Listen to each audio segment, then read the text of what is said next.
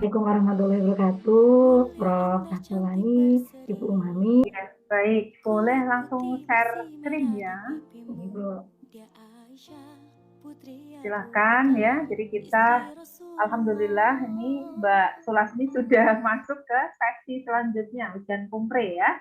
Ya, Oke, Ibu. silahkan untuk mempresentasikan RPP-nya tidak lebih dari 7 menit ya. Ya. Silahkan. Ya. Assalamualaikum warahmatullahi wabarakatuh. Waalaikumsalam.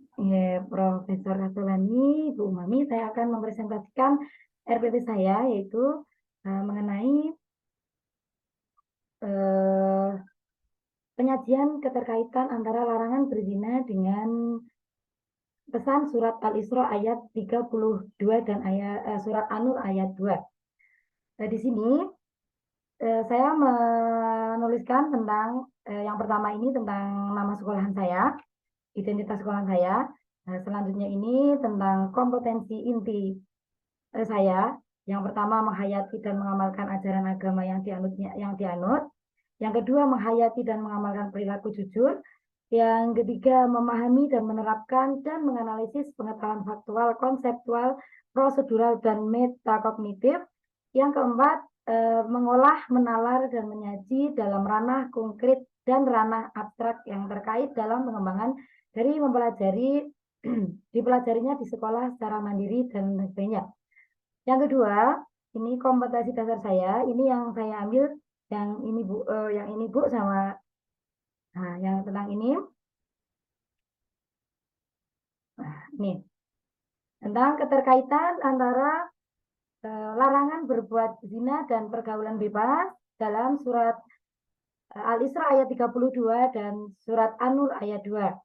Nah, terus tujuan pembelajaran saya, ini sebentar, untuk indikator pencapaian kompetensinya ini, nanti dapat membaca Al-Isra ayat 32 dan An-Nur ayat 2, dapat mengidentifikasi hukum bacanya, dapat mendemonstrasikan hafalannya, dan lain sebagainya. Terus tujuan pembelajaran saya ini melalui model pembelajaran problem based learning serta pendekatan TPACK. Nah, dengan mengenali informasi dan berbagai sumber belajar dan mengelola informasi itu termasuk C, diharapkan peserta didik itu termasuk A. Nah, A itu audien dan C kondisional. Nah, yang pertama peserta didik itu dapat menjelaskan kewajiban seorang muslim terkait menghindari perzinaan dan berbagai kekejian dan menimbulkan perangai yang buruk. Itu termasuk behavior.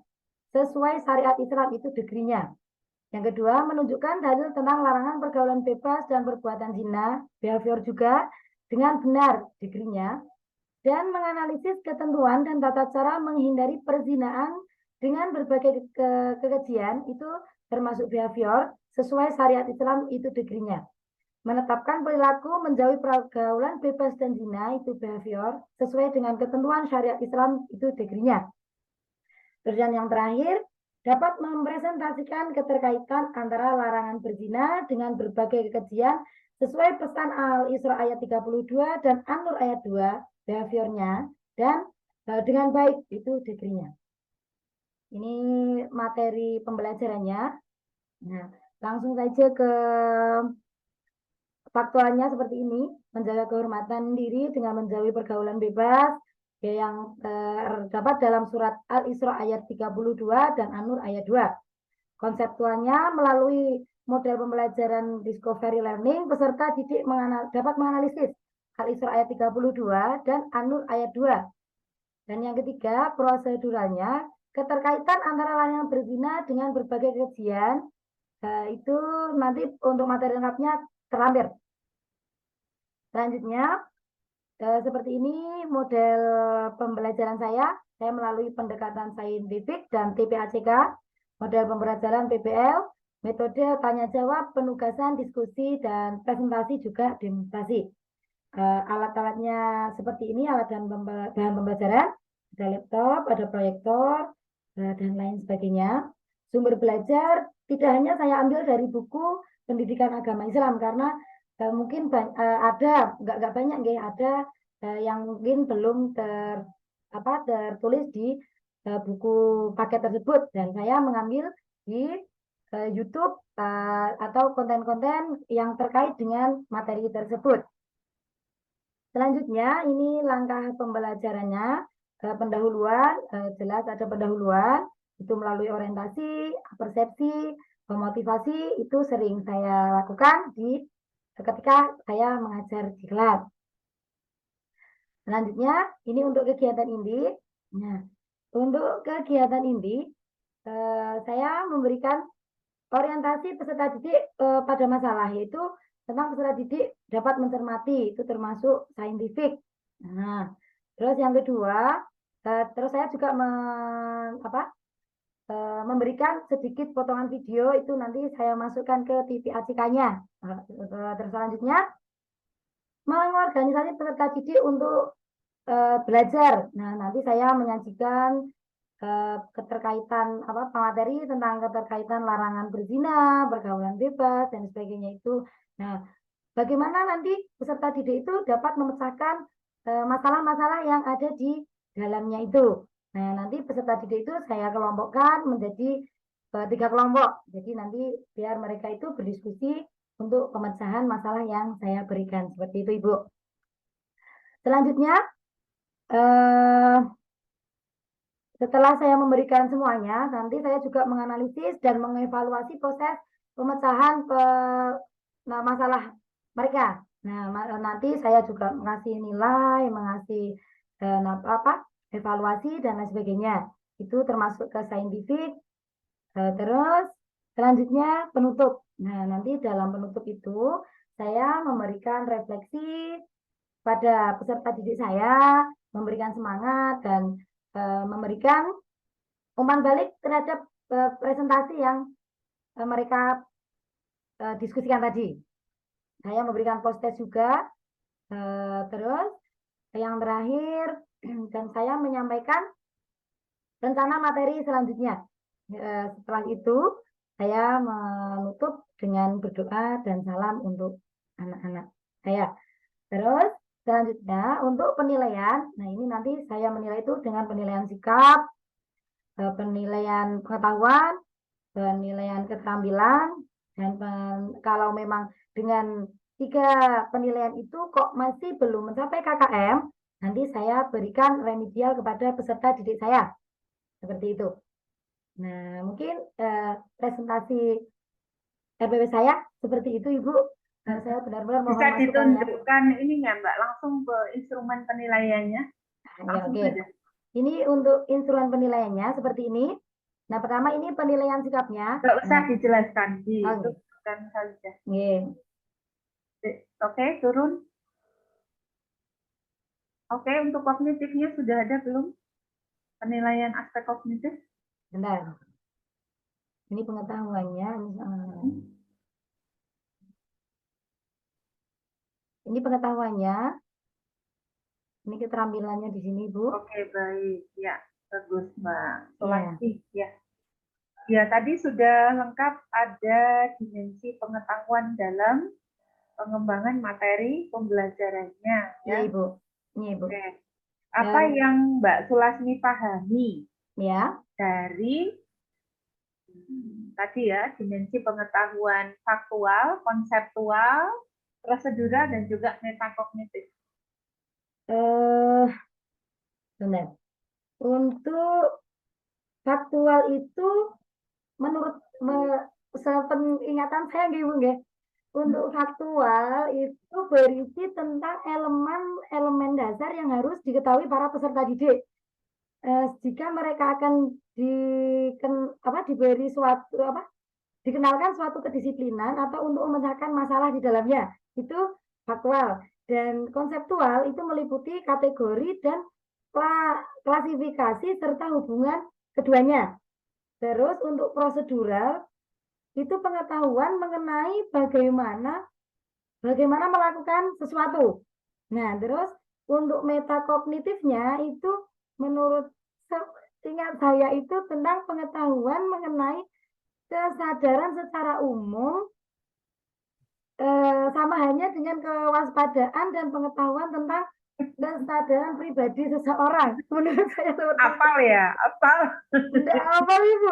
maksudnya tadi sempat belajar seperti itu, entah benar entah salah, mohon maaf. Ya. Blank sekali, Bu. Ya, soalnya tadi di perangkat pembelajaran pada RPP-nya sudah nampak begitu, Mbak. Ya, itu Iya, kan masuk di KI 3 ya. KI 3 tiga. kan. Oke, Ibu. Berarti Hmm. penjelasan saya itu enggak terlalu salah jauh gitu nggih, Bu, nggih? Nah, Mohon oke, maaf sekali. baik. Ya, ya nggak perlu minta maaf, sudah betul, Mbak Sulasmi. Oke, next. Ini tadi untuk model pembelajarannya adalah discovery learning ya, betul ya? Menggunakan Iya, discovery learning. iya, Ibu. Tadi disampaikan bahwa siswa salah satu aktivitasnya diminta untuk mengidentifikasi masalah begitu. Iya, Ibu. Gimana tuh? Bagaimana? Kalau terkait dengan materi ini, coba didemokan kira-kira ya, sedikit saja ya, bagaimana implementasi model pembelajaran discovery learning ini. Iya. Itu Dalam proses pembelajaran saya itu nanti anak-anak itu saya kelompokkan menjadi 3 kelompok. Nah, setelah saya jadikan 3 kelompok itu per kelompok itu saya berikan suatu masalah seperti itu. Contohnya seperti ini untuk kelompok pertama itu saya beri masalah, misalnya pergaulan bebas untuk era sekarang ini itu kan sangat ya, sangat tidak ada batasannya seperti itu. Nah, kelompok satu itu bagaimana cara kalian untuk menanggulangi permasalahan-permasalahan seperti itu karena memang seusia kalian itu harus benar-benar tahu bagaimana caranya kalian terhindar dari pergaulan bebas juga perbuatan zina seperti itu. Jadi nanti kelompok itu berdiskusi bagaimana untuk pemecahan masalah itu. Seperti itu, Ibu. Iya. Berarti ini berdasarkan masalah ya, Mbak ya? Iya, Ibu. Siswanya diberikan masalah? Ya diberikan materi seperti itu tadi. Jadi saya berikan masalah itu tadi. Jadi bagaimana cara pemecahannya, bagaimana solusinya seperti itu. Kalau sinteks discovery learning itu sudah dinampakkan belum ya? Sinteknya kan itu masalah orientasi siswa pada masalah itu sudah saya namakan, Ibu. Kalau berbasis masalah itu PBL apa? Iya, PBL, Ibu. Mohon maaf. Mohon maaf. Tadi punya saya ini PBL. Mohon maaf ya Allah. Ini sekali PBL, Ibu. Iya, tapi di situ tadi Mbak Sulasmi mencantumkan ya discovery learning. Coba naikkan. Yang mana, Ibu? Naikkan coba. Ini memakai discovery learning loh tadi. Yang mana, Ibu? Coba modelnya. Ini saya sesuaikan dengan masukan-masukan panjenengan untuk yang kemarin-kemarin itu, Ibu. Nah, model pembelajaran PBL, Ibu. Yang discovery learning-nya tadi di mana? Discovery learning. Tadi saya tidak membaca discovery learning loh, Ibu. Apa saya salah? Oke. Salah menyampaikan mungkin, Ibu. Mohon Ya, maaf. baik. Ya, jadi tetap problem based learning Iya, ya. iya, Ibu. Model pembelajaran saya mengambil PBL. Baik. Ya, kalau PBL sudah on the right track. Iya, Gitu Ibu. ya. Saya tidak mengubah untuk RPP ini dari awal review dari panjenengan, insya Allah saya benahi sampai sekarang. Cukup ya. Oke, next terkait dengan coba dijelaskan Mbak bagaimana Mbak Sulasmi mengembangkan perangkat pembelajaran ya yang di dalamnya ada instrumen penilaian namun berbasis HOTS. Gitu. Untuk yang berbasis HOTS itu kan karena sebelum masuk ke situ HOTS kan penilaian pemikiran secara tingkat tinggi gitu, Bu. Jadi nanti di materi saya ini saya memancing anak-anak didik saya itu untuk mereka itu bisa berpikir ke pemikiran yang lebih sulit seperti itu, Bu. Karena pembelajaran HOT itu menurut saya itu sangat sulit. Jadi saya beri seperti pancingan lah. Iya. Berarti kalau HOTS itu harus sulit ya soalnya begitu. Ya sebenarnya nggak sulit sih, Bu, tapi kan karena HOT itu kan memang harus pemikirannya itu lebih ke tingkatannya itu lebih tinggi seperti itu. Ya, jadi tidak harus sulit ya Mbak. Soal HOTS itu tidak harus yang sulit begitu ya. Yang penting tetap menggiring siswa untuk berpikir ke level pencapaiannya ya. Nah, gitu. Ya, Ibu. Ya, level pencapaiannya apa tuh berdasarkan taksonomi Bloom? Kalau HOTS itu. Berdasarkan taksonomi belum, Bu? Ya. TV ACK itu kah? Bukan ya. Jadi ada level pencapaian kompetensi yang harus didapatkan oleh siswa atau yang harus dicapai oleh siswa begitu. Ada D1 sampai D6. Oh, seperti itu. Dikatakan HOTS itu dari level berapa? Dikatakan HOTS itu menurut saya itu sampai level 4 mungkin, Bu.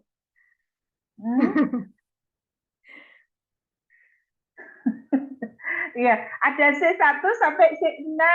Mulai dari understanding, mulai dari memahami, ya, mengetahui, memahami, kemudian mengingat, mengingat, C1-nya ya. mengingat, memahami, C2-nya memahami, C3-nya itu menerapkan, C4-nya menganalisis, dan C5-nya itu mengevaluasi, dan C6 mencipta. Itu kah, Ibu?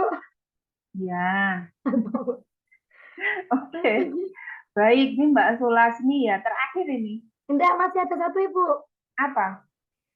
Masih. Saya kira sebelah kanan saya. Oke, monggo, Ibu. Iya, terakhir pertanyaan saya, apa kepanjangan dari HOTS? Hai. Aduh, apa ya, Bu? Hai. Order of thinking skill, kalau tidak salah, Ibu. Bahasa Inggris saya 0. Saya order thinking skills. Oke, baik. Saya rasa cukup. Bisa ini ya, di stop share screen-nya, Mbak. Terima kasih, Bu. Mohon maaf sekali, Ibu. Ya, karena nggak pede saja sebetulnya sudah bagus ya. Diri sendiri sebetulnya bisa menjawab kok gitu. Iya. Ya. Baik, monggo Prof. Olan. Terima kasih Bu Sulasmi. Ya, silakan Assalamualaikum, Prof. buka silakan buka Al-Qur'annya. Surah ke-7. Baca dari ayat pertama. A'udzu billahi minasyaitonir rajim. Bismillahirrahmanirrahim. Alif lam Sad. Kitabun unzila ilaika fala yakun fi sadrika harajum minhu litunzira bihi wa dzikra lil mu'minin. Ittabi'u ma unzila ilaikum min rabbikum wa la tattabi'u min dunihi awliya qalilan ma tadhakkarun. Wa kam min qaryatin ahlaknaha faja'aha ba'suna bayatan aw hum qailun. Ya, cukup. Shadaqallahul adzim.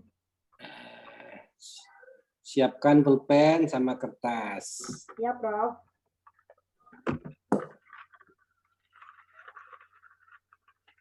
Sudah, Prof. Bisa Anda lafadzkan untuk niat sholat jenazah.